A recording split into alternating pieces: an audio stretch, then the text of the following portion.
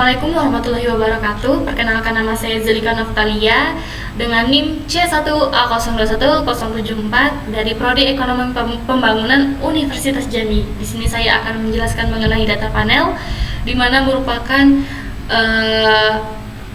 tugas UTS Ekonometrik kedua saya. Di sini saya akan menjelaskan dan juga mencontohkan bagaimana sih cara untuk melakukan regresi data panel menggunakan EVIS 12 Student Lite. Sebelumnya yaitu kita ketahui terlebih dahulu apa itu data panel. Data panel sendiri merupakan gabungan dari data cross section dan juga data time series, sehingga jumlah pengamatan jadi banyak. Saya memiliki contoh data di sini. Ini merupakan bahan untuk data panel. Di sini ada beberapa negara, yaitu Indonesia, Filipina, Vietnam, dan juga Kamboja, ada juga Laos dan Timur Leste. Nah, di sini apabila ada beberapa objek penelitian, contohnya di sini ada beberapa negara dengan variabel yang sama, yaitu X1 di sini saya merupakan indeks pembangunan manusia dan X2-nya adalah GDP dalam persen, dan Y merupakan kemiskinan dalam persen, dengan data yang sama dan juga dan ada beberapa objek penelitian, di sini ada beberapa negara, maka itu merupakan masuk data cross section. Nah, data time seriesnya yang mana? Data time seriesnya di sini adanya rentang tahun antara tahun 2015 hingga 2021. Begitupun semua negara yang ada di sini itu memiliki rentang tahun antara 2015 hingga 2021. Maka ini disebut dengan data time series. Nah, jika kita gabungkan ke semua data tadi, maka akan menghasilkan data panel. Nah, jadi teman-teman cukup bisa dimengerti ya apa itu data panel, yaitu simpelnya merupakan gabungan antara data cross section dan juga data time series. Ya, kita slide selanjutnya, yaitu tahapan regresi menggunakan data panel. Menggunakan data panel sendiri ini kita ada beberapa tahapan-tahapan regresinya. Yang pertama yaitu kita akan menentukan model estimasi terlebih dahulu, kemudian kita menentukan metode estimasinya, dan yang ketiga kita melakukan pengujian asumsi dan juga kesesuaian model. Yang terakhir yaitu interpretasi. Untuk pemilihan modelnya sendiri, yang di tahap pertama ini kita ada tiga tahap pemilihan model, yaitu yang pertama memilih antara model CEM atau FEM yang sesuai dengan data kita menggunakan uji Chow. Yang kedua yaitu pemilihan antara CEM dengan REM yang sesuai dengan data kita akan menggunakan uji LM. Dan yang ketiga yaitu memilih antara model FEM dan juga model REM, kita menggunakan uji Hausman. Di sini saya akan melakukan penelitian mengenai pengaruh indeks pembangunan manusia atau IPM dan juga pertumbuhan ekonomi terhadap tingkat kemiskinan di negara lower middle income di ASEAN periode tahun 2015 hingga 2021. Adapun negara-negaranya seperti yang ada di Microsoft Excel tadi, itu ada Indonesia, ada Filipina, ada Vietnam, ada Kamboja, Laos, dan juga Timur Leste. Selanjutnya yaitu variabel-variabelnya. Variabel-variabel yang saya gunakan di sini antara lain yaitu untuk sebagai X1-nya kita menggunakan indeks pembangunan manusia, dan X2-nya yaitu representasi dari GDP dalam persen, dan juga variabel dependennya yaitu Y yang merupakan kemiskinan. Dan untuk persamaan regresi antara lain sebagai berikut.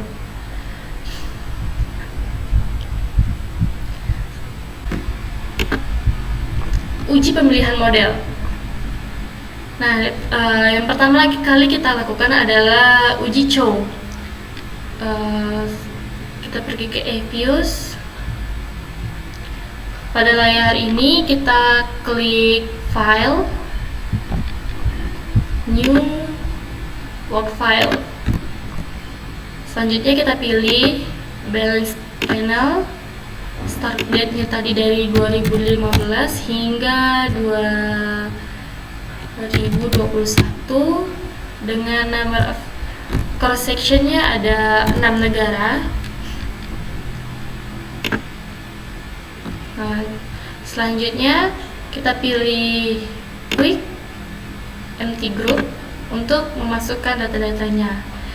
Kemudian kita copy data yang ada di Microsoft Excel.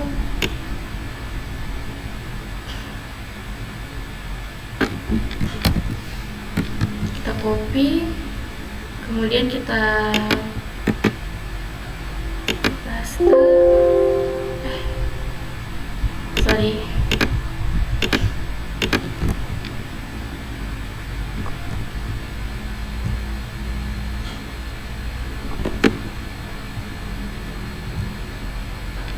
Nah, setelah di copy, kita lihat apakah sudah sesuai. Jika sudah sesuai, kita bisa mengubah nama variabelnya sesuai yang ada sesuai dengan data kita. Saya di sini merubahnya menjadi X1 sesuai dengan keterangan sebelumnya. X2.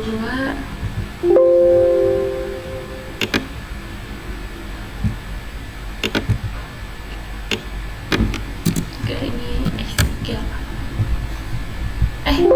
Sorry. Lupa. Ini harusnya Y.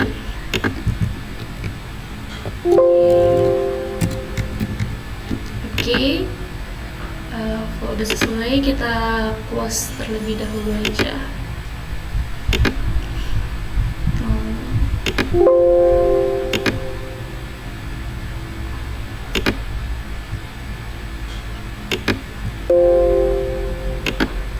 Selanjutnya kita akan mencoba meregresikan data-data kita dari X1, X2 kepada Y.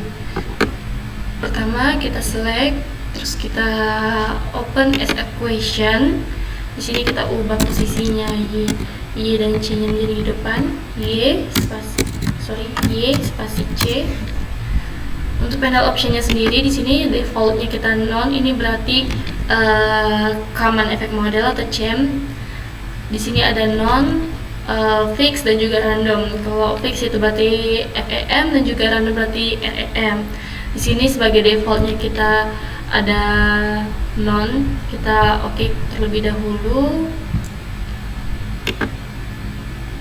Nah, ini merupakan hasil dari common effect model. Di sini kita simpan terlebih dahulu, kita freeze, kita rename menjadi CEM. Ingat ya, ketika mengesave nama itu tidak boleh menggunakan spasi, jadi hanya berupa satu kata gitu. Ini adalah CEM, yaitu common effect model. Kita save terlebih dahulu. Nah, ketika kita perbedaan antara tabel yang ini dengan yang ini merupakan sebuah equation dan juga ini merupakan sebuah tabel. Bisa dilihat dari ujung logonya di sini. Oke, kita close terlebih dahulu. Selanjutnya kita estimate untuk melihat FEM-nya. Kita ganti cross section yang non ini menjadi fix. Oke, kita oke terlebih dahulu. Kita freeze, kita save lagi dengan freeze. Kita rename dengan FEM. Kita save terlebih dahulu. Oke, selanjutnya untuk melihat random effect modelnya, kita pergi lagi ke estimate, ke panel option, terus random. Kita pilih random. Ini merupakan hasil dari random effect modelnya. Ini kita save terlebih dahulu juga. Kita name dengan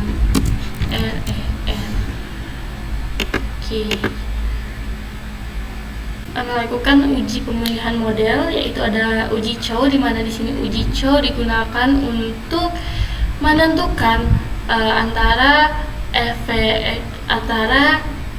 CEM atau FEM yang terbaik untuk data kita. Nah, kita pergi ke di sini posisinya adalah di FEM, berarti kita buka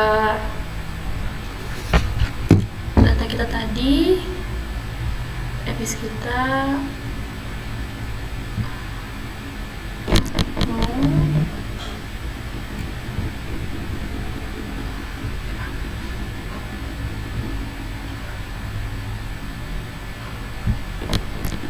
Mana tadi ya? Ini ya. Nah, ini kita buka FEM.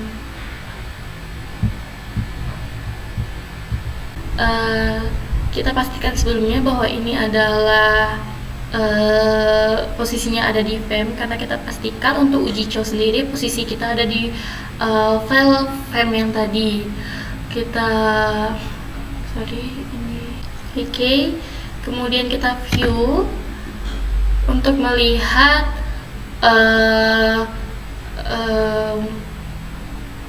uji Chow-nya. Kita pilih fix and effect testing, kemudian kita pilih yang paling atas, likelihood yang fix effect ini, likelihood ratio.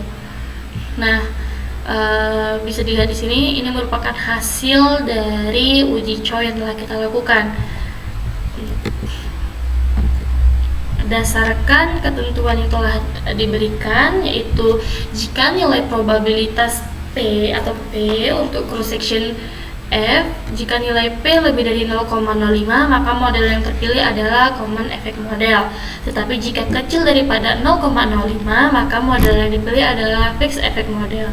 Kita lihat bahwa di sini cross section F-nya probabilitasnya merupakan 0,00, yaitu di bawah 0,05. Berarti kita menggunakan fixed effect model.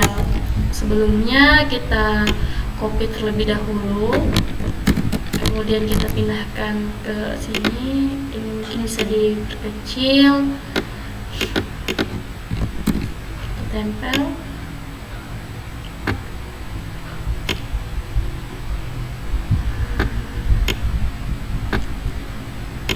Oke. Begini aja.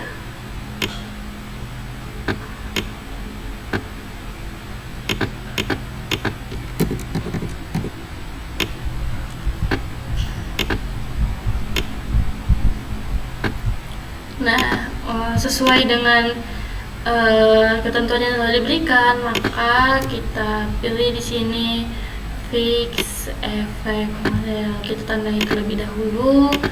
Kemudian kita ke tes selanjutnya, yaitu uji Hausman. Uji Hausman sendiri di sini bisa kita lihat bahwa uji Hausman ini digunakan untuk memilih antara model FEM dan juga REM, yang mana yang terbaik untuk data kita. Nah, di sini caranya kita harus pastikan dulu bahwa data kita ini berada di kita save terlebih dahulu. Ini kita freeze lagi, kita rename menjadi Chow karena ini merupakan uji Chow.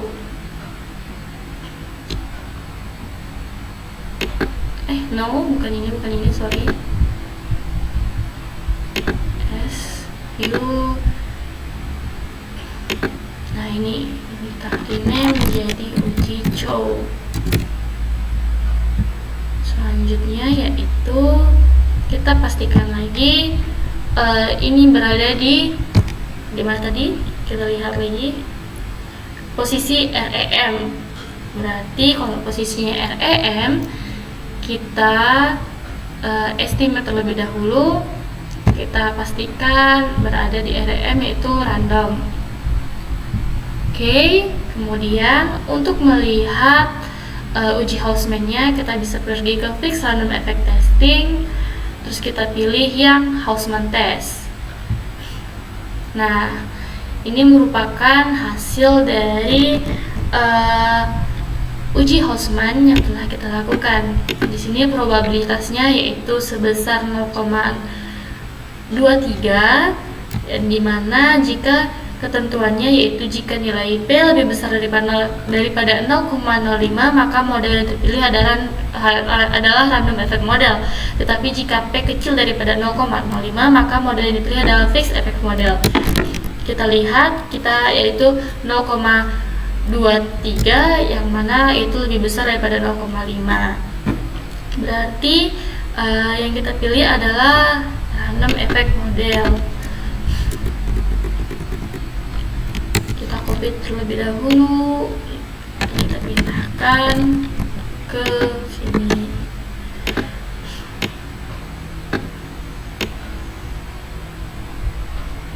Oke, kebesaran sorry. Nah, jika besar daripada 0,05 maka kita pilih random effect model. Kita tandai terlebih dahulu di sini random effect model. Selanjutnya itu uji LM. Uji LM sendiri di sini kita digunakan untuk memilih antara common effect model dan juga random effect model. Kita pergi ke sini lagi, kemudian kita tes lagi. Hasil ini kita save terlebih dahulu, kita name dengan nama Hausman. Oke, kemudian kita close. Kita pastikan lagi panel option ini berada di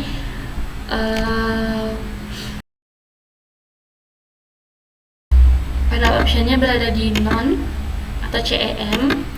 Kemudian kita view, kita pilih yang ini LM, yang di tengah kita pilih. Nah, ini merupakan hasil dari uji LM. Kita copy terlebih dahulu, lalu kita pindahkan kita pindahkan ke ini PPT kita tadi dengan ketentuan seperti berikut. Oke, kita letakkan di sini terlebih dahulu. Ini bisa taruh di samping. Oke, kita perbesar.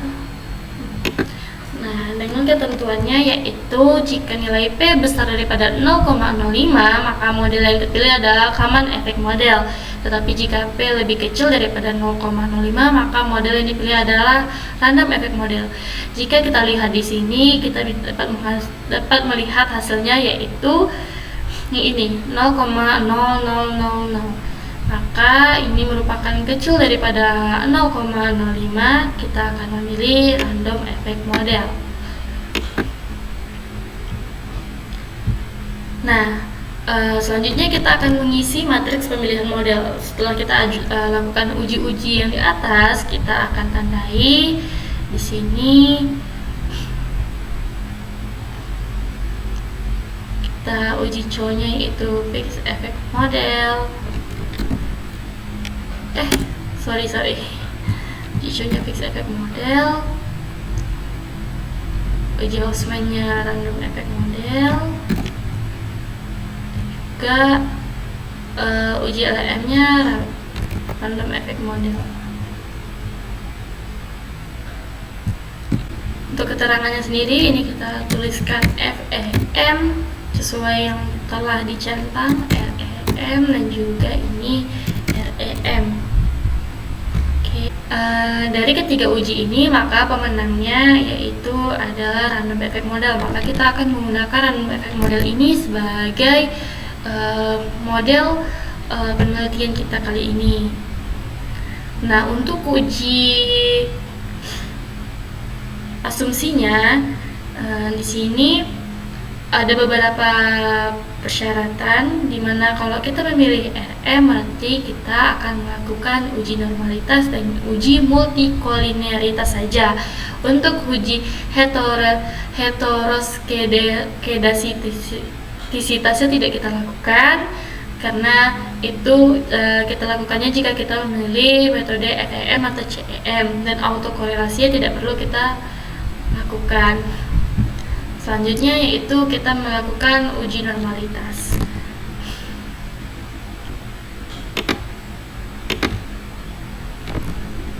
Sebelumnya kita save terlebih dahulu uji LM kita tadi dengan nama LM. Oke, kita close. Nah, selanjutnya kita akan melakukan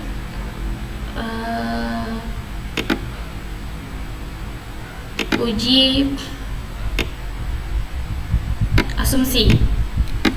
Oke, di sini karena tadi kita model terbaik yang kita pilih adalah random effect model, berarti kita ubah di sini estimate-nya menjadi random. Oke. Kemudian untuk melakukan uji normalitasnya, kita pergi terlebih dahulu ke view, kemudian kita pilih residual diagnostic dan histogram normality test. Ini merupakan hasil dari uji normalitas terhadap data kita. Kita copy terlebih dahulu.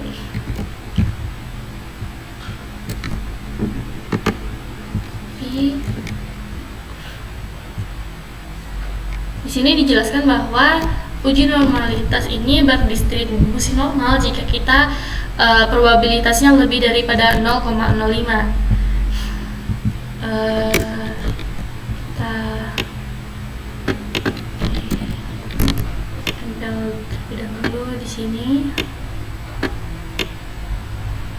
Di sini dapat kita lihat bahwa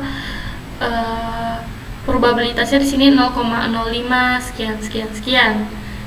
Berarti data kita ini berdistribusi normal karena probabilitasnya di atas 0,05. Selanjutnya yaitu kita melakukan uji multikoliniaritas. Di sini uji multikoliniaritas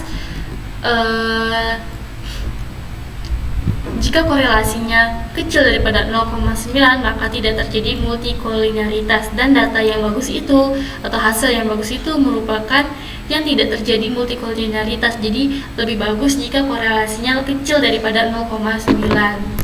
Oke, di sini kita kembali lagi ke FVS kita filter terlebih dahulu, kita name dengan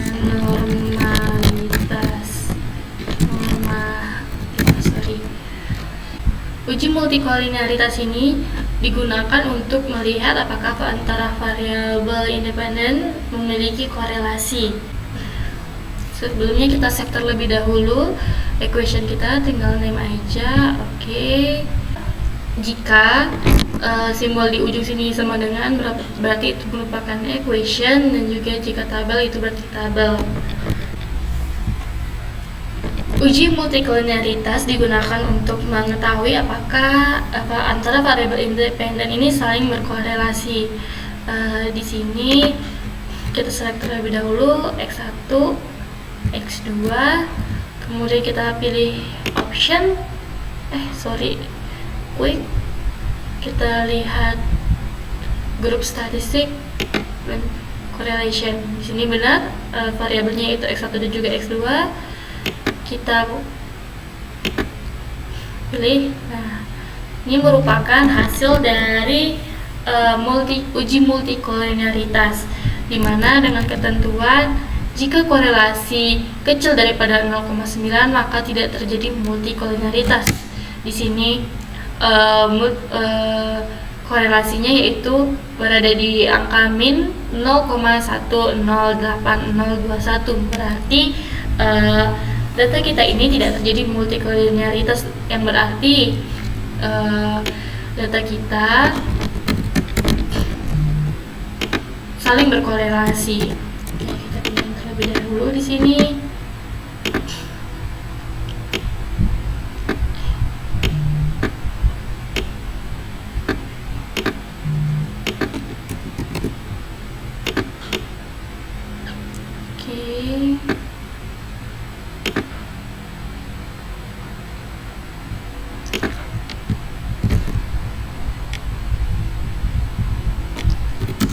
Variabel X1 dan X2 saling berkorelasi. Oke, selanjutnya yaitu ada uji hipotesis. Uji hipotesis di sini yaitu antara pengaruh X1 terhadap pengaruh Y. Yang kedua yaitu pengaruh variabel X2 terhadap variabel Y, dan yang ketiga itu pengaruh antara variabel X1 dan juga X2 bersama-sama terhadap variabel Y. Kita pergi lagi kita ke Fuse. Untuk melihat untuk melakukan uji hipotesis, kita buka terlebih dahulu lagi equation-nya tadi.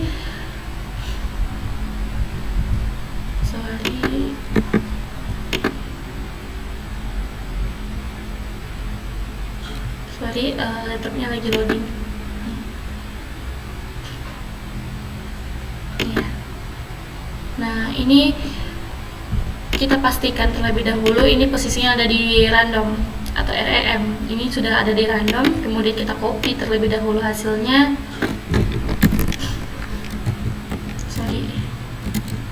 Kita pindahkan ke PowerPoint.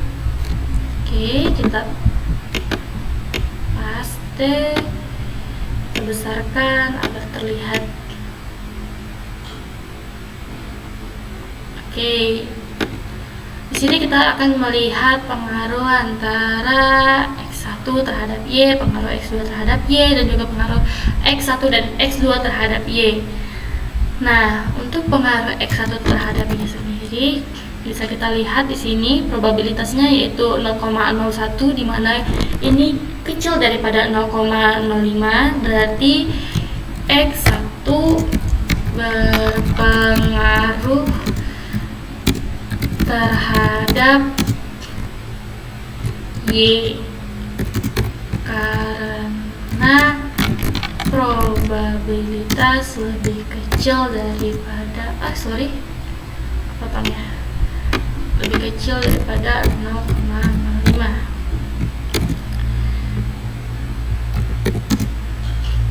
Selanjutnya yaitu untuk melihat pengaruh X2 terhadap Y. Kita lihat di sini. Untuk probabilitas X2 di sini sayang sekali probabilitasnya di atas 0,05, yang mana berarti jika X2 berada sendirian tidak berpengaruh terhadap variabel Y karena probabilitasnya lebih besar daripada 0,05.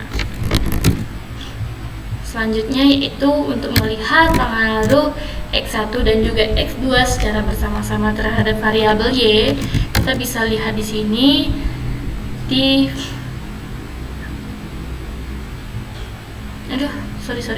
bisa dilihat di sini di probabilitas F statistik ini nih. Di sini hasilnya itu 0,036316, berarti kecil daripada 0,5. Berarti variabel X dan juga variabel X1 dan juga X2 berpengaruh secara bersama-sama berpengaruh terhadap variabel Y karena probabilitasnya kecil. Probabilitas F statistik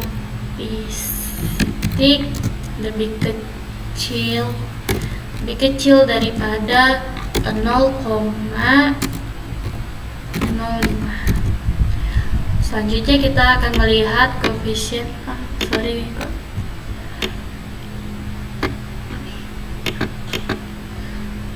koefisien determinasinya. Koefisien determinasi sendiri bisa kita lihat di sini, adjust R square, dimana di sini angkanya yaitu 0,11393, berarti dapat kita simpulkan bahwa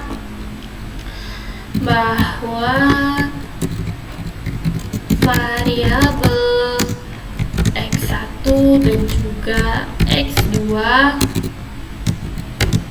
ini berpengaruh sebesar 11,3% terhadap variabel ini.